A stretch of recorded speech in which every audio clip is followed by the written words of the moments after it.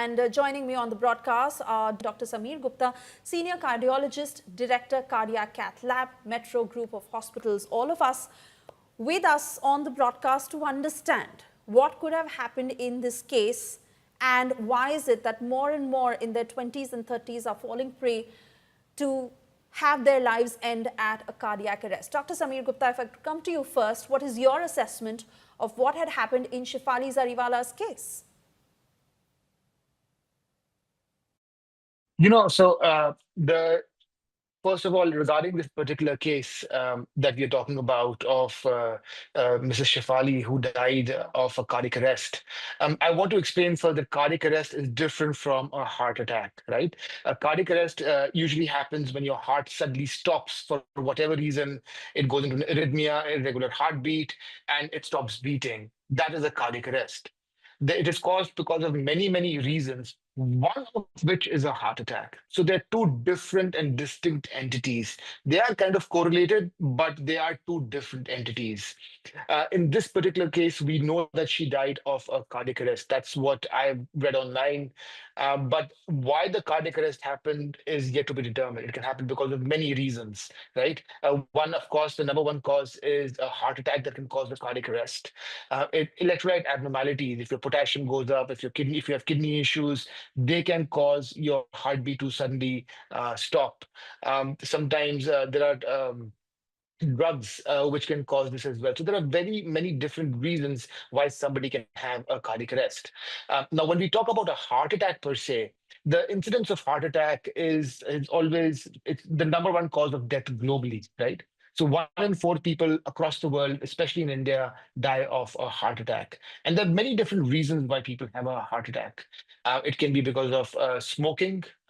It can be because of high blood pressure, high cholesterol, diabetes, which is uncontrolled, family history of heart disease. So these are all things that precipitate a heart attack that can subsequently lead to a cardiac arrest. Wanting to get your point of view, Dr. Sameer, on how far is lifestyle responsible? Because there is only so much that we can do. We all have hectic lifestyles, corporate lives, and even for celebrities who probably go to the gym a lot, have their bodies in shape, but diet, lack of sleep, stress, that can lead to heart-related deaths. Dr. Sameer? Yeah, so all these the heart disease to a very large extent because of all these risk factors that you just mentioned has also become a lifestyle disease.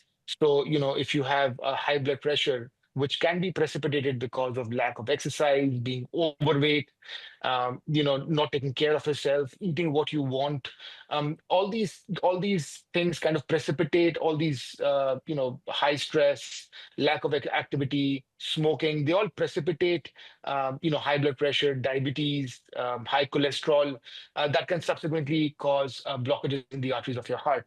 Now, I would want to point out that in this particular case, this is a female who's had this event. So there are some risk factors which are more prominent in women that can cause a heart disease and heart attack, especially after menopause. So after menopause, the estrogen levels in the body change, and they usually have a protective effect on the heart. And once that happens, there is a higher incidence of high blood pressure in women, high cholesterol, especially after menopause. Also, sometimes when you have pregnancy related problems like high blood pressure during pregnancy, if you have PCOD, if you have eclampsia or preeclampsia in pregnancy, or even diabetes during pregnancy, they also significantly increase the risk of heart disease after the pregnancy as well. So there are some unique risk factors in women that can cause heart disease and heart attacks. That's a very interesting point you've made, Dr. Gupta, because the women are especially listening. Any particular precautions one can take during premenopause for women to stay heart healthy?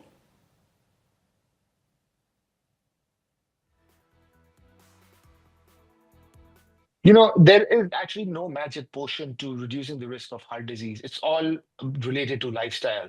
Those are some of the important things that you can do, which is eat right, exercise regularly, take care of yourself, and very importantly, get your blood tests and checkups done regularly, especially if you have a incidence of family history.